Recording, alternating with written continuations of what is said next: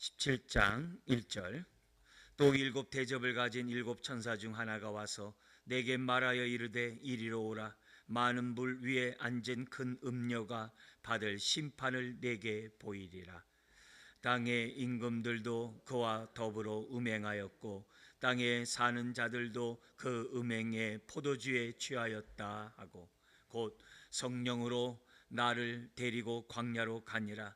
내가 보니 여자가 붉은빛 짐승을 탔는데 그 짐승의 몸에 하나님을 모독하는 이름들이 가득하고 일곱 머리와 열 뿔이 있으며 그 여자는 자줏빛과 붉은빛 옷을 입고 금과 보석과 진주로 꾸미고 손에 금잔을 가졌는데 가증한 물건과 그의 음행에 더러운 것들이 가득하더라. 그의 이마에 이름이 기록되었으니 비밀이라. 큰 바벨론이라. 땅의 음녀들과 가증한 것들의 어미라 하였더라. 또 내가 보매 이 여자가 성도들의 피와 예수의 증인들의 피에 취한지라. 내가 그 여자를 보고 놀랍게 여기고 크게 놀랍게 여기니. 아멘. 17장에 나와 있는 말씀은 크게 세 부분 나눠져요.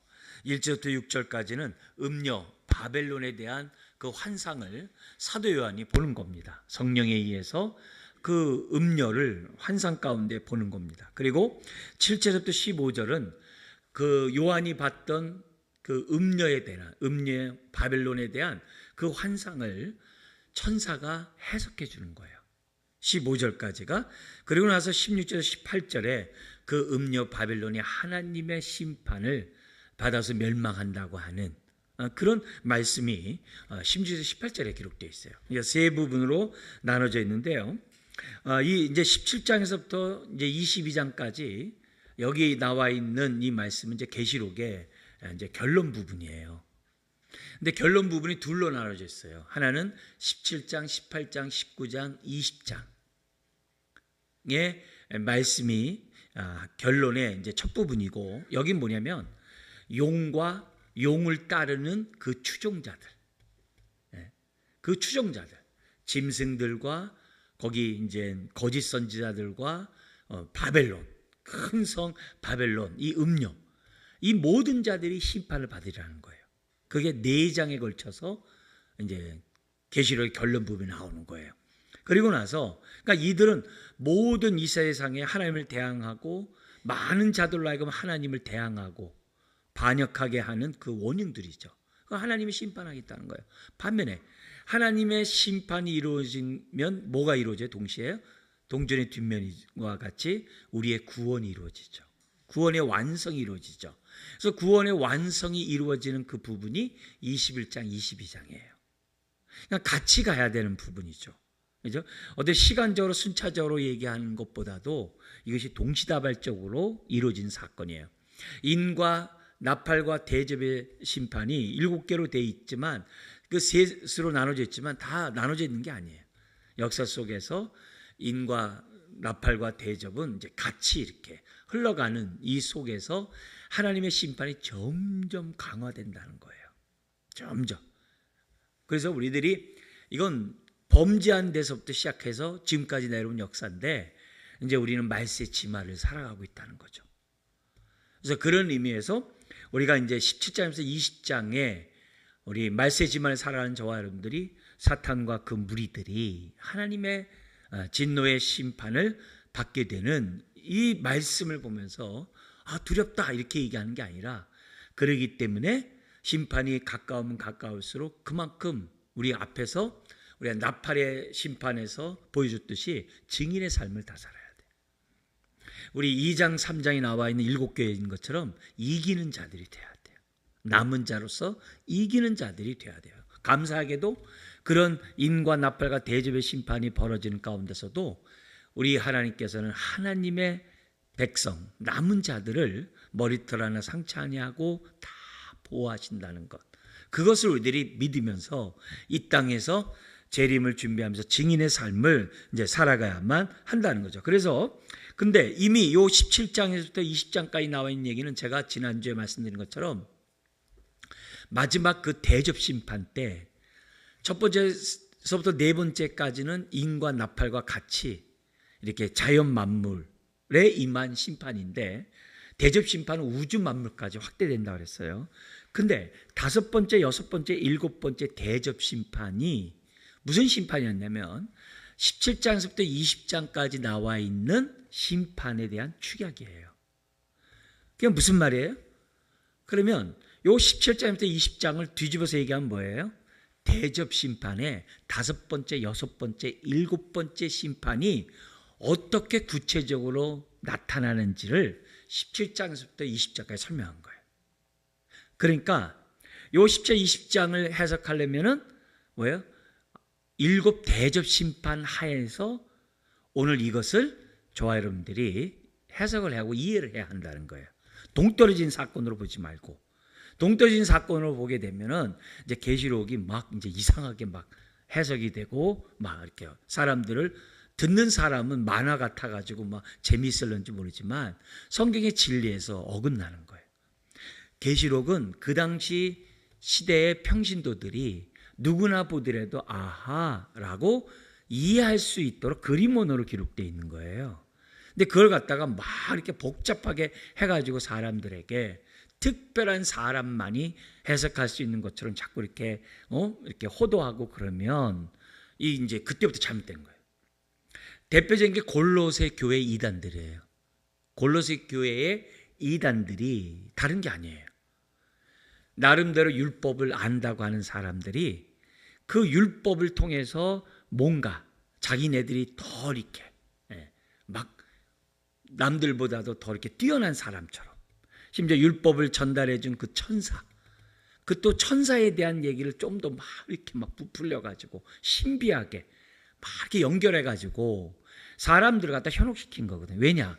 그 당시 로마에 그런 신비 종교들이 그거 다 이상한 것 어느 시대마다 있잖아요.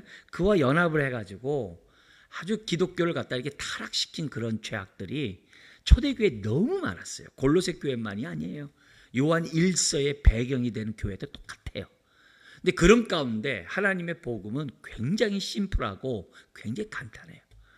주님의 십자가와 부활과 그분이 다시 재림하여 선악간의 모든 것 심판하고 하나님 믿는 자들 구원한다. 굉장히 간단한 얘기를 갖다가 이렇게 사람들을 갖다 이렇게 현혹시키고 그러는데 그러지 말라는 거예요. 그런 의미에서 여기 대접 심판의 다섯, 여섯, 일곱 번째 내용이 보다 더 구체적으로 어떻게 심판이 이루어지는지를 지금 17장에서부터 20장에 설명해요.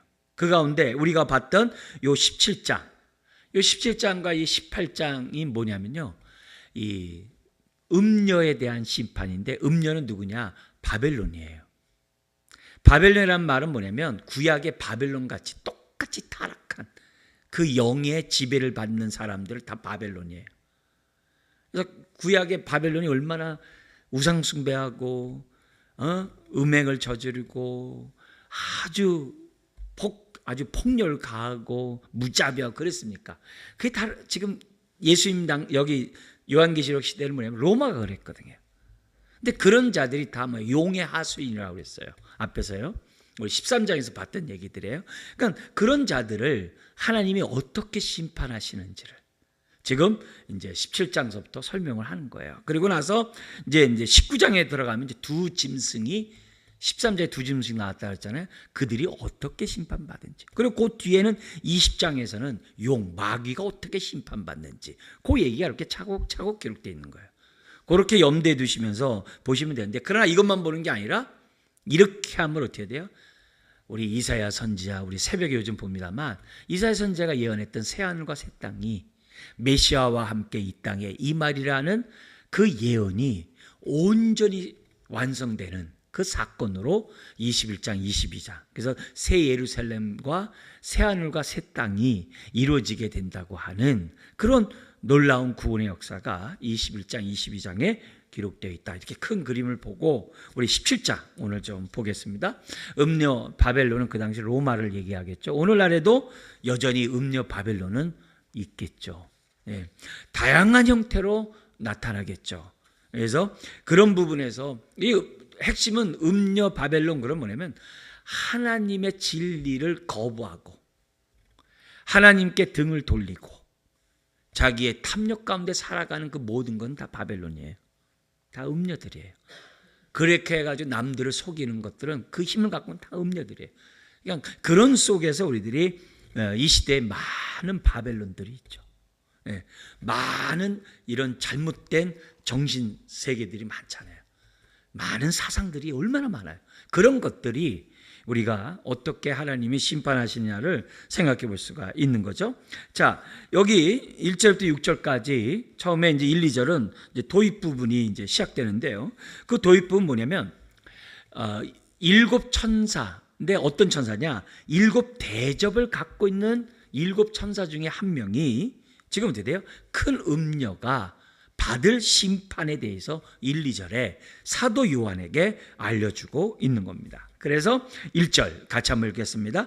또 7 대접을 가진 7 천사 중 하나가 와서 내게 말하여 이르되 이리로 오라. 많은 물 위에 앉은 큰 음녀가 받을 심판을 내게 보이리라. 땅의 2절도요. 땅의 임금들도 그와 더불어 음행하였고 땅에 사는 자들도 그 음행의 포도주에 취하였다 하고 하면서 그 심판받는 그 이유가 1, 2절에 기록되어 있어요.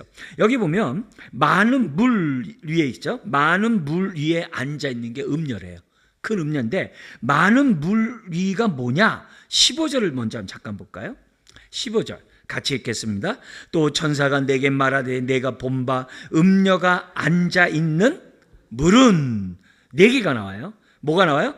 백성, 무리, 열국, 방언, 온 세상을 얘기하는 거예요. 아시겠죠? 온 세상을 지금 어떻게 돼요? 물은 온 세상이에요. 근데 그 물 위에 음녀가 앉아 있어요. 이게 무슨 말이에요? 앉아있다는 얘기 뭐예요? 자기 통제 아래에 있다는 거예요. 자기 권세, 자기 능력 아래 지금 뭐예요? 수하라는 거예요. 그 아래에 있다는 거예요. 지금도 마찬가지잖아요. 독재가 있는 그 나라는 독재 밑에 다 사람들이 밑에 다 있는 거잖아요. 그걸 갖다가 여기 성경은 뭐라고 표현하냐면 많은 물 위에 앉은 큰 음녀다 라고 기록하고 있어요. 큰 영향력을 끼치는 거죠.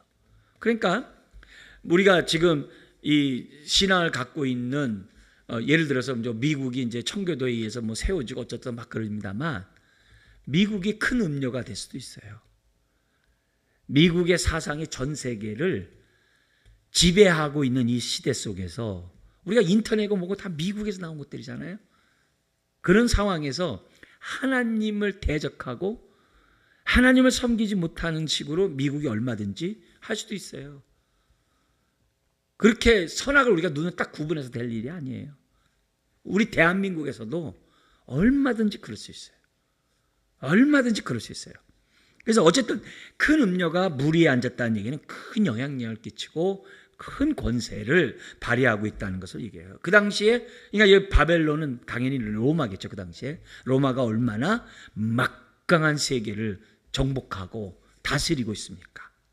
근데 여기 큰 음녀가 17장 5절을 한번 잠깐 우리 같이 한번 읽어볼까요?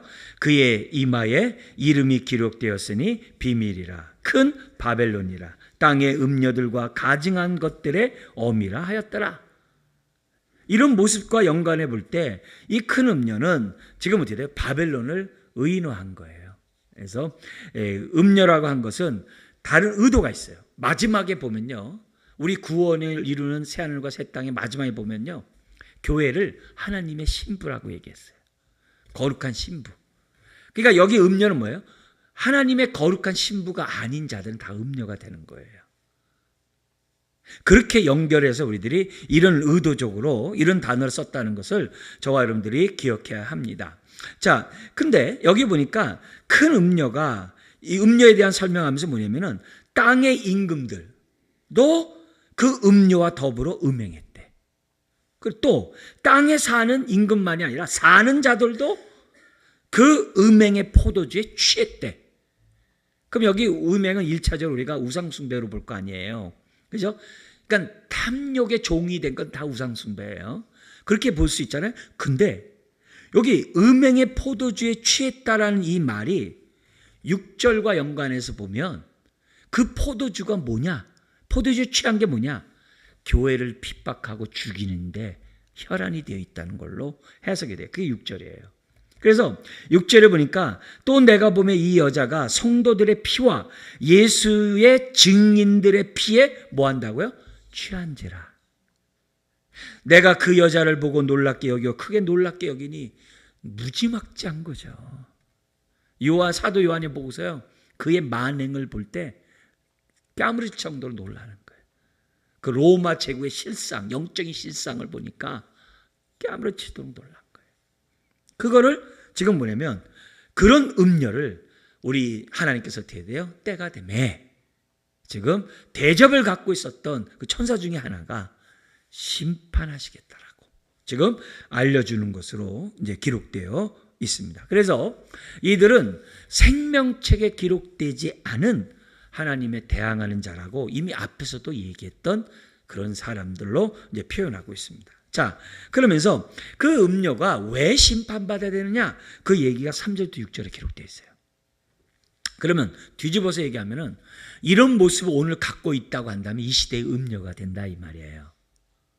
자, 그러면 첫 번째 3절에 나타난 이 음녀의 그 사람 음녀가 도대체 누구길래 왜 이렇게 심판받아야 되는가?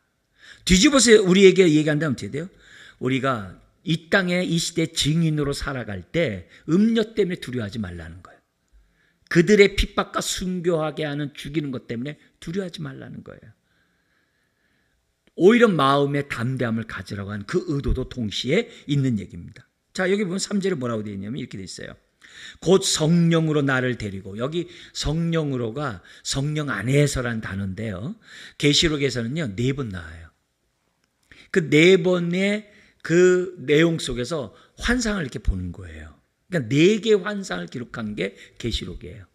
그 가운데 여기 나오는 것이 이제 4번째 나오는 그런 표현이에요. 1장에서부터 표현됐던 얘기입니다. 이제 굉장히 중요한 그런 내용이죠. 그래서 성령으로 나를 데리고 광야로 갔는데 거기 보니까 내가 보니 여자가 이 큰 음녀예요. 여자가 붉은 빛 짐승을 탔대. 짐승을 올라탔다는 거예요. 근데 그 짐승의 그 올라탄 그 짐승의 몸을 딱 보니까는 하나님을 모독하는 이름들이 아주 가득하대. 그러니까 벌써 하나님을 아주 대항하는 자겠죠. 근데 그 짐승의 모습을 보니까 7머리와 10뿔이 있대. 머리가 7개인데 뿔이 10개래. 이게 보통 정한 게 아니겠죠? 우리 설명은 나중에 정하고. 그럼 여기서 우리가 주목해야 될 것은 뭐냐면 이 짐승은 자기 그 몸에 하나님을 모독하는 이름이 가득하다라고 그러고 그 짐승을 여자가 올라탔으니까 음녀가 올라탔으니까 뭐 같은 거예요. 왜 그들이 심판받느냐? 하나님을 모독하는 자이기 때문에. 이 시대에 하나님을 배반할 뿐만 아니라 대항하고 하나님을 욕되게 하는 그 모든 것은 다 뭐예요? 이 시대의 음녀라고도 볼 수 있는 그런 내용인 거죠. 자, 여기 보면은 보통 여기 보면은 이 붉은 빛이라는 단어를 쓸 때요, 계시록에서는요 다 악한 자들을 얘기할 때 다 붉다라는 표현을 썼어요. 다 붉은 표현을 악의 세력을 얘기할 때 공통적으로 사용했다는 것을 기본적으로 아시면 좋겠어요. 나중에 뿔이나 이건 나중에 좀 보기로 하고요. 그러면서 4절에 그 음녀가 장식하는 그 모습이 나와요. 장식을 보니까요 아주 휘황찬란해. 그래서 그 여자는 자줏빛과 붉은빛 옷을 입고 금과 보석과 진주로 꾸미고 손에 금잔을 가졌는데 그 금잔에 가증한 물건과 그의 음행에 더러운 것들이 가득하대. 왜 심판받아야 되느냐? 가증한 물건과 그의 음행에 더러운 것이 가득하기 때문에. 왜? 우상 숭배하고. 로마가 뭐냐면 완전 우상을 주장하고 황제는 자칭 신이라 얘기하고 막 그런 모습을 지금 보여주고 있는 거예요. 여기서 볼 때 딱 나눠져요. 세상은 여기 음녀처럼 치장하는 걸 좋아해. 그러나 디모데에게 바울이 얘기한 것처럼 우리는 마음을 치장하는 것을 좋아해라 그랬어요. 마음을 단장하는 게 우리들이에요. 그러니까 너무 휘황찬란 주렁주렁한 걸 부러워하지 마세요. 다 그냥 음료의 샘플이니까 좋아하지 마세요. 그냥 우리는 내 마음을 잘 이렇게 단정하는 게 우리들의 그런 모습이라는 거예요. 그래서 원래 겉이 화려해야 불나방을 불러들이는 거예요. 화려해야 사람들을 이렇게 끌어들이는 거예요. 그게 음료의 특징인 거예요. 그러니까 속으면 안 되는 거죠. 오죽하면 사탄이 저와 여러분들 유혹할 때 화려한 천사같이 변해가지고 유혹을 한다 그러잖아요. 그러니까 와 하는 곳에 가지 마세요. 그냥 좁은 좁은 길로 저와 여러분들이 가는 게 굉장히 중요해요. 제가 가끔 목회하면서 감사하는 부분이 뭔지 아세요? 제가 지하에서 목회하는 게 되게 감사해요. 여러분은 어떻게 생각하는지 모르지만 왜요? 저도 죄짓기 쉬운 존재이거든요. 네? 화려한 거 좋아하고 네? 다 그런 거 다 좋아 보여주는 거 좋아한다고. 네? 우리 그렇게 하는 사람 어디 있어요? 지하까지 내려온 거 환영합니다. 네. 아주 그냥 대리석으로 된 그런 곳에 가지 아니하고 이 힘든 지하에 내려온 게 얼마나 힘들겠어요. 자, 근데 여기서 보니까 결국 그가 심판받는 이유는 다른 게 없어요. 가증한 물건과 그의 음행의 이 더러운 거. 심판 면할 길이 없는 거죠. 그 다음에 5절에도 나와요. 음료의 모습이 이름으로 표현이 되는데 이름이라는 그 모습은 그 특징을 말해요. 그래서 5절을 보면 이렇게 돼 있어요. 그의 이마에 이름이 기록되어 있으니 비밀이라 큰 바벨론이라 땅의 음료들과 가증한 것들에 뭐라고 돼 있어요? 어미에 초점을 두셔야 돼요. 어미라는 얘기는 뭐예요? 근원이라는 거예요. 네? 이 짐승이 로마를 완전히 자기 수하에 돋보려가지고 자기를 대변하는 존재까지 다 만들어버린 게 이 짐승이라는 것을 우리들에게 보여줘요. 그러니까 로마는 거기에 취해 있는 거예요. 그래서 여기 보면은 기본적으로 여기 보면 모든 음행에 가증한 것들의 어미라고 할 정도로 실질적으로 그 이마에 이름이 있는데 앞에 뭐로 돼 있어요? 666으로 돼 있거든요. 다 그와 연관해서 우리들이 생각해야만 한다는 거죠. 근데 그 이름이 음료의 이름이 비밀이라고 했지만 큰 바벨론이라고 결국 얘기하고 있고 땅의 음료들과 가증한 것들의 어미라고 기록되어 있다는 거죠. 그러니까 이런 부분에서 요 음료는 다분히 어떻게 돼요? 바벨론이 될 것이고 18절 한번 보세요. 18절에 보면 이렇게 돼 있어요. 같이 읽겠습니다. 또 내가 본 그 여자는 땅의 왕들을 다스리는 뭐라고요? 예, 큰 성은 다 바벨론이에요. 그 시대에 로마라는 것을 보여줍니다. 자, 그러면서 그들이 왜 심판받아 마땅하느냐? 성도들을 죽이기 때문에. 그게 6절이에요. 그런 의미에서 우리 한번 볼까요? 읽겠습니다. 또 내가 보매 이 여자가 성도들의 피와 예수의 증인들의 피에 취한지라 내가 그 여자를 보고 놀랍게 여기고 크게 놀랍게 여기니라. 여러분, 로마 황제들이 그 콜로세움 안에서 얼마나 사자밥이 되게 하고 죽게 했던 거 너무 잘 알잖아요. 양의 그 가죽을 입혀가지고 먹기가 되게 한 사건들 있잖아요. 그러면서 좋아하잖아요. 그런 모습을 지금 우리가 6절에 보여주고 있는 거예요. 그러니까 그 당시 초대교회 성도들이 그런 순교를 당하고 핍박을 당하는 그 모습을 전혀 이상하게 생각하지 말라는 거예요. 하나님 없어서 그렇게 생각하지 말라는 거예요. 두려워하지 말라는 거예요. 스데반 집사같이 당당히 죽는 상황이 된다면 죽으라는 거죠. 이제 그런 부분을 지금 준비시키는 모습도 아울러 있습니다. 자, 그러면서 여기에 대한 설명이 7절 15절이에요. 자, 설명을 한번 보죠. 우리가 여기서 보는데 그 비밀에 대해서 천사가 말을 합니다. 7절 읽어볼까요? 천사가 이르되 왜 놀랍게 여기느냐? 내가 여자와 그가 탄 7머리와 10뿔을 가진 짐승의 비밀을 내게 이르라. 한 세트예요.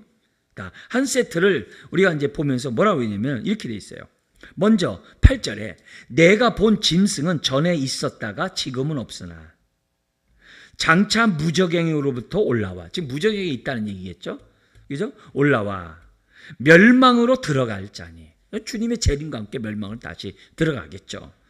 그래서 땅에 사는 자들로서 창세 이후로 그 이름이 어디에 기록되지 않았다고요? 생명책에 기록되지 못한 자들이 이전에 있었다가 지금은 없으나 장차 나올 짐승을 보고 놀랍게 여기니라. 왜냐하면 그 짐승이 많은 이적을 나타낸다고 그랬잖아요. 그러니까 사람들이 생명체에 기록되지 않는 많은 사람들이 그 짐승을 따라가서 우상숭배하고 하나님을 대적하고 하나님의 이름을 만홀히 여기는 일에 동참한다는 거예요.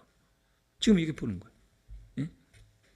그러니까 이런 부분에서 이렇게 볼 때 이 짐승은 나름대로 어떻게 해야 돼요? 힘이 있는 거예요. 근데 이 짐승이 나중에 20장에 보면요, 용의 운명같이 똑같이 하나님의 심판을 받고, 예, 지옥불에 들어가는, 불못불에 들어가는 그런 모습을 갖게 되는 거죠. 그러면서 계속해서 9절부터 11절에 거기 보면 7머리와 10뿔에 대한 짐승에 대한 설명을 해요. 그래서 뭐냐면 9절에는 지혜가 있어야 된대요. 그래서 그 하나님의 그 지혜로 요것을 표현해 주는데 어떻게 해석하는지 잠깐 보세요. 지혜 있는 뜻이 여기 있으니 이 7머리는 여자가 앉은 7산이래. 근데 로마가 그 당시 7산이 이렇게 있거든요. 그러니까 근데 이 7산에 대해서 설명을 하는데 그 7산이 뭐냐? 그게 10절이에요. 같이 한번 읽겠습니다. 또 7왕이라 이렇게 됐어요. 5은 망하였고 하나는 있고 다른 하나는 아직 이르지 아니하였으나 이르면 반드시 잠시 동안 머무리리라 하면서 7산을 알고 있는데 7왕이래. 그래서 7왕을 갖다가 지금 뭐예요? 갖고 자기 수하에 두고 있다라고 기록되어 있어요. 산이 7왕이로 설명하고 있어요. 그러니까 음녀를 지금 로마 제국에 지금 빗대어서 하는 얘기예요. 그 당시에. 그러면서 여기 보면은 이 11절을 한번 이렇게 같이 한번 읽어볼까요? 전에 있었다가 지금 없어진 짐승은 뭐라고 그래요? 아까 7이라고 안 하고 8째 왕이니 그렇게 얘기를 해요. 그러면서 7 중에 속한 자라 그가 멸망으로 들어가리라. 근데 요 7째 왕이 누구냐면요, 짐승이래요. 그러니까 짐승이 7왕을 자기가 데리고 있는 건데 그 8번째 그 왕이 실질적으로 그 모든 걸 다 통과하는 거죠. 근데 그도 뭐예요? 아까 뭐래요? 멸망으로 들어간다고 하는 것처럼 8절에 있는 것처럼 11절에 멸망으로 들어간다라고 기록되어 있어요. 그러니까 이런 모습에서 그 음녀와 함께 짐승 또한 심판을 받을 수밖에 없다는 걸 얘기해요. 그러면서 계속 얘기해요. 12절 13절 10뿔에 대한 얘기를 합니다. 여기 보면은 10뿔에 대해서 또 뭐라고 그러냐면은 내가 보던 10뿔은 10왕이래. 10왕. 근데 아직 나라를 얻지 못했대. 로마 제국 하에 있으면서 아직 나라를 얻지 못했지만 그러나 왕이라는 거죠. 왜냐하면 여러 민족 나라를 통합했으니까 그렇게 볼 수도 있겠죠. 여기 보는데 다만 짐승과 더불어 임금처럼 어떻게 한다고요? 한동안. 계시록에서는요, 이 짐승의 권세를 42달, 1280일, 한때, 두때, 반때, 이런 표현들을 많이 쓰거든요. 그러니까 하나님이 그렇게 권세를 짐승에게 준 기간이 있어요. 바로 그 동안만 권세를 받고 팔을 치는 거예요. 예수님이 십자가에 못 박는 것도 뭐예요? 우리 주님이 권세를 줬기 때문에 못 박히게 한 거잖아요. 그러나 사망 권세를 생명의 권세로 이기신 분이잖아요. 그런 원칙을 우리들이 생각하면서 우리들이 봐야만 한다는 거죠. 그러니까 짐승의 멸망과 함께 이 열왕도 한순간에 끝나버린다는 것을 보여줘요. 자, 근데 여기서 그들이 죽는 게 참 시원하다 좋다 이렇게 생각하는 게 아니라 우리가 놓치지 말아야 될 것은 뭐예요? 이 심판을 지금 누가 하고 있다는 거예요? 하나님이 하고 있다는 것을 놓치면 안 돼요. 하나님이 하신다 그걸 놓치면 안 돼요. 죄에 대한 심판, 악인에 대한 심판을 하나님이 하시는 거예요. 그걸 우리들이 놓치면 안 됩니다. 그러면서 13절에 그들이 한 뜻을 가지고, 10왕들 한 뜻을 가지고 자기 능력과 권세를 누구에게 줬다고 그래요? 짐승에게 줘서 한 통속이라는 거예요. 한 통속이라는 거예요. 그래서요, 나라도 누가 왕이 되느냐에 따라 그 나라가 형성되잖아요. 규정이 되잖아요. 그러니까 좋은 왕이 그 나라의 왕이 돼야죠. 악한 왕이 돼보세요. 큰일 납니다. 큰일 납니다. 지금 전 세계의 그 권력을 선한 사람이 갖지 않으면 그게 어떻게 남용되는지 우리는 보고 있다고요. 우리는 다 보고 있다고요. 그런 의미에서 이들은 뭐예요? 짐승과 한 통속인데 이걸 이상하게 생각하면 안 돼요. 그렇게 되어 있다는 거예요. 그러면서 이 열왕과 그들이 따라가는 자들은 다 뭐예요? 다 뭐예요? 결국 하나님의 심판할 때 다 증거가 되는 일들이에요. 생명책에 기록되지 않은 자들 다 따라간다 그랬어요.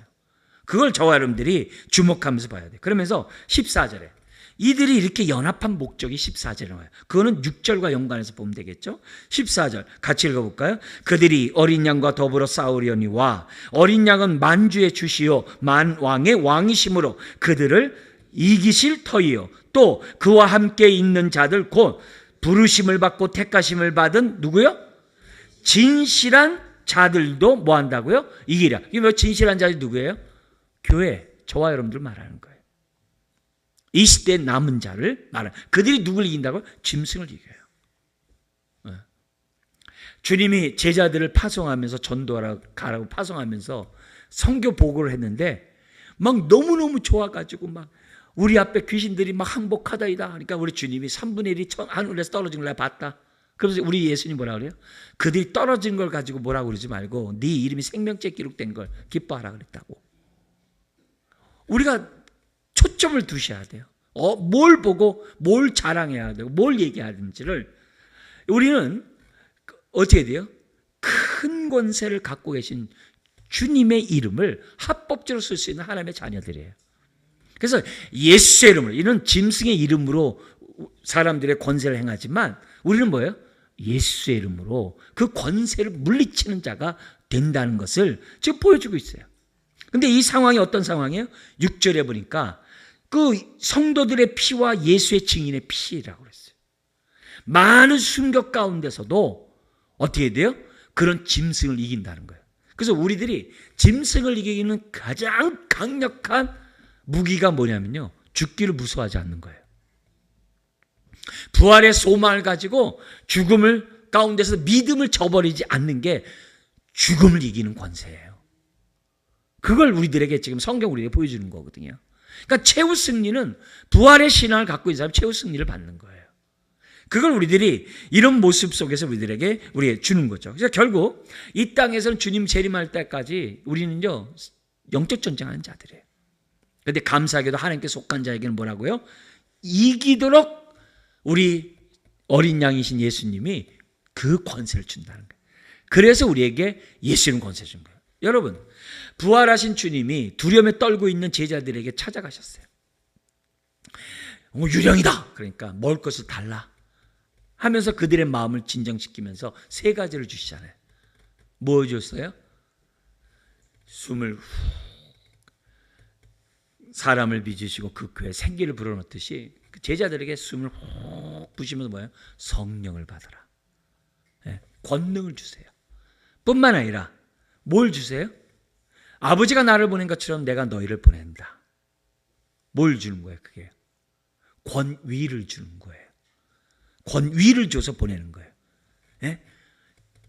사신, 우리 대사들 이런 것들처럼 권위를 주는 거예요. 뿐만 아니라 뭐래요? 너희들이 누구 죄를 용서하면 사할 것이요. 니들이 저거 하면 다치리라고 얘기를 해요. 사하지 않는다 그랬어요. 이게 뭐예요? 권세를 주는 거예요. 죄의 권세가 사탄의 가장 큰 권세거든요. 죄와 사망의 권세가. 근데 그 권세를 갖다 뭐예요? 우리 좌지우지할 수 있는 권세를 준다는 거예요. 그런 의미에서 권능과 권위와 권세가 교회에게, 오늘 저와 여러분들에게 있다는 거예요. 그걸로 이기게 하신다는 거예요. 오늘 우리 스데반이 돌 맞아 죽은 게 진 겁니까? 이긴 겁니까? 그 이긴 거예요. 그 순간에 뭐예요? 믿음을 저버리지 않았으니까. 죽기를 무서워서 예수님을 부인하는 상황에서 그러지 않았으니까 그가 이긴 건 거예요. 그게 이긴 자예요. 그 이긴 자. 그 이긴 자들이 우리 앞에서 보니까 뭐예요? 하나님 보좌 앞에서 순교당한 자들이 다 이긴 자들이에요. 네. 언제 주님 재림하시겠습니까? 그래서 인 18, 나파 18 저기 대전 심판이 이루어진 거잖아요. 네? 그 모든 모습에 왜? 구원하려고 우리를. 심판은 우리 구원이거든요. 그런 모습이에요. 그러면서 15절에 음녀가 앉은 물에 대한 해석이 아까 뭐였어요? 4개. 백성과 거기 나온 것처럼 무리와 열국과 방언들. 우리는 백성과 무리와 열국과 방언들로부터 남은 자들을 다 모으는 게 우리들의 선교적 사명인 거예요. 앞에서 나왔잖아요. 그런 자들이 다 나와가지고 종려나무 가지를 들고 하나님 어린 양을 찬양한다고. 그거예요. 왜냐하면 열왕, 짐승이 전 세계를 다 통치하고 있으니까.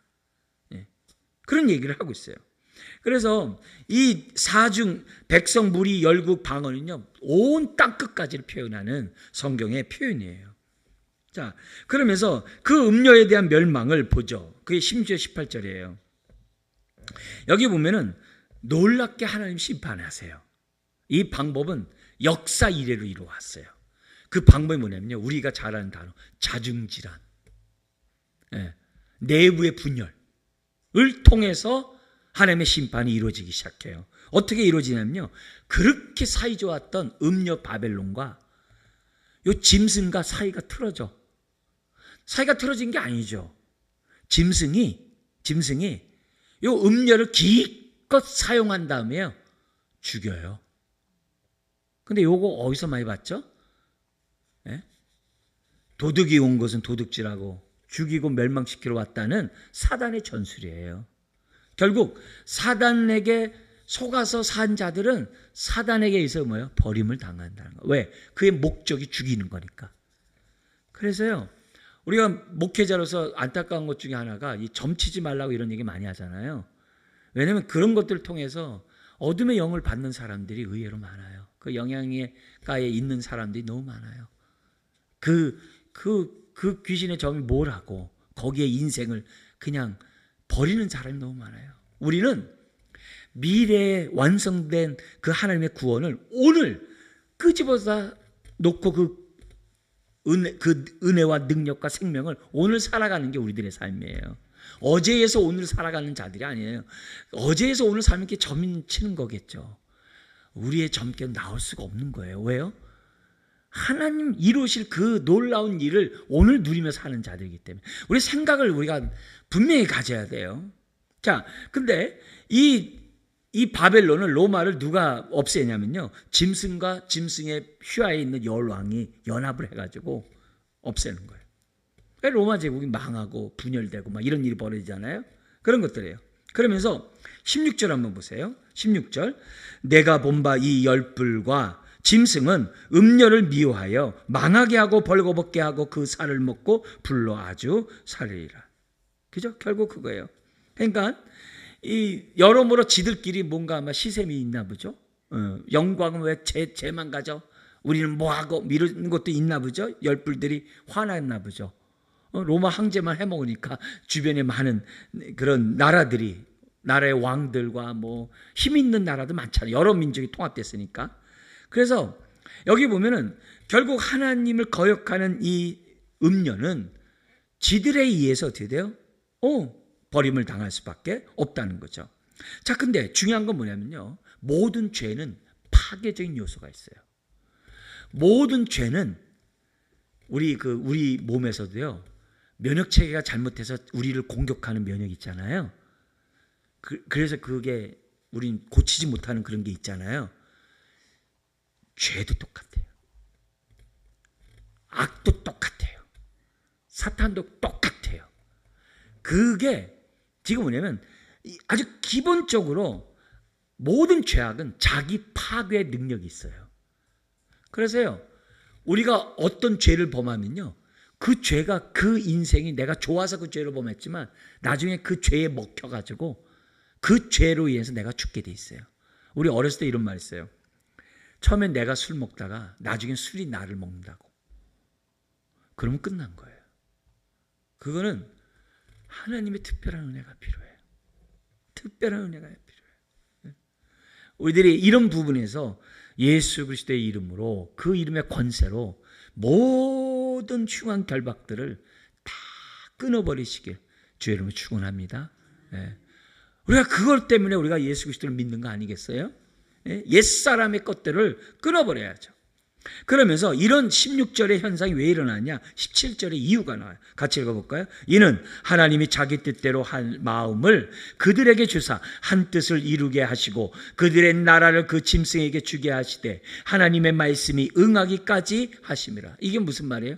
그 배후에는요, 사탄의 그 위에는요, 더 큰 하나님이 다 하나님의 뜻대로 자중질환이 일어나게 하고, 다 그렇게 멸망하도록 했던 것을 보게 됩니다. 그러니까 역사를 보면요, 먹혔던 나라가 커져가지고 또 자기를 먹었던 나라를 잡아삼키고 다 그러잖아요. 우리 역사적으로 보잖아요.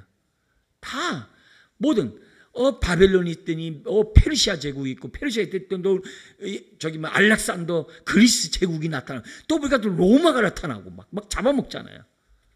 계속 잡아먹고 그러잖아요. 그런 모습이 하나님이 심판하는 방법 가운데 하나고, 그런 가운데 남은 자들을 다 추려내는 거예요. 그런 가운데서 우리 주님이 온 것은 양으로 생명 얻게 하고 더 풍성하게 오신 분임을 믿습니다. 예수 이름의 권세로 우리가 싸워서 이겨야만 한다는 거죠. 결국 하나님의 주권이에요. 하나님의 주권이에요. 계시록 13장 5절부터 8절에 짐승에게 42달 동안 다스리는 권세를 줬다는 게 다 이런 얘기예요. 그렇게 해석이 되는 거예요. 다 하는 거예요. 근데 중요한 건 뭐예요?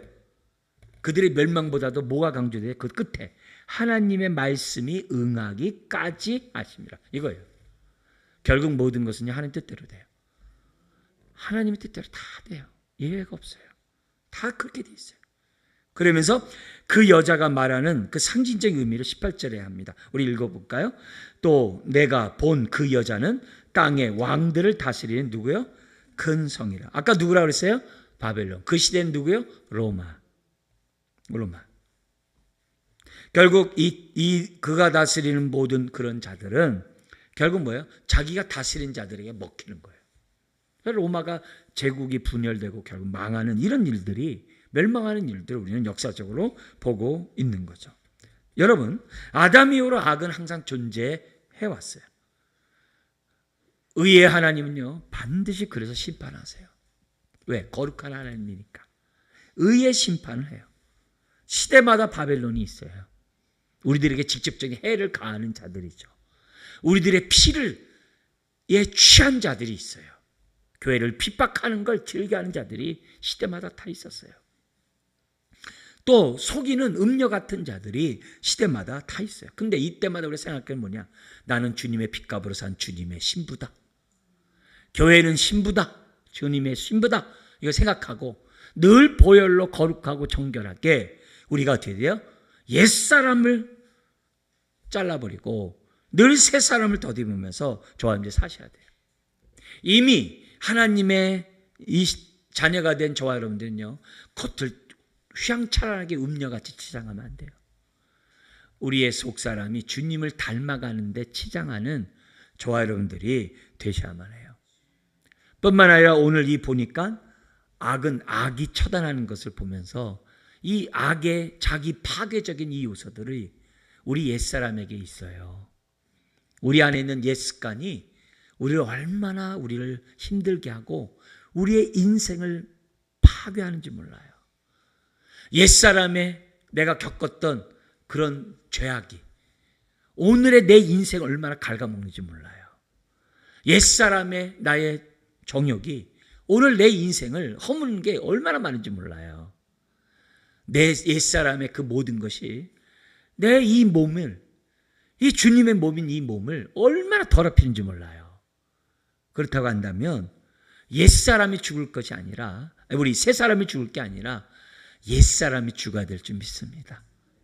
오늘 우리가 악에서 지는 자가 아니라 바울이 나는 날마다 정과 욕심을 십자가에 못 박느니라 라고 했던 것처럼 오늘 이 밤에 보혈의 능력으로 예수 이름의 권세로 우리 옛사람을 우리가 십자가에 못 박는 저와 여러분들, 그래서 내 인생을 더 이상 비참하게 만들고 초라하게 만들고 파괴하는 그런 삶에서 우리들이 벗어나서 내 삶을 복되게 만들어가는 신부들이 다 되시길 주의 이름으로 축원합니다. 기도하겠습니다. 하나님 아버지, 오늘 이런 심판을 통해서 다시 한번 주님의 핏값으로 산 주의 자녀가 되게 하시니 감사합니다.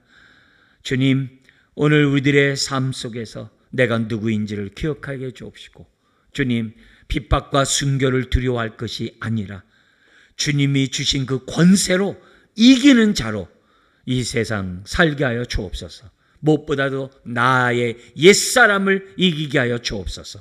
정과 욕심을 십자가에 못 박아버리게 하여 주옵소서. 두 주인을 섬기는 이 탐심을 십자가에 못 박아버리게 하여 주옵소서. 아버지 하나님, 그래서 내가 나를 이기고 날마다 새 사람을 덧입고 하나님을 향하여 나아가는 하나님의 영적 군사들 되게 하여 주옵소서. 믿사오며 예수님의 이름으로 기도드리옵나이다. 아멘.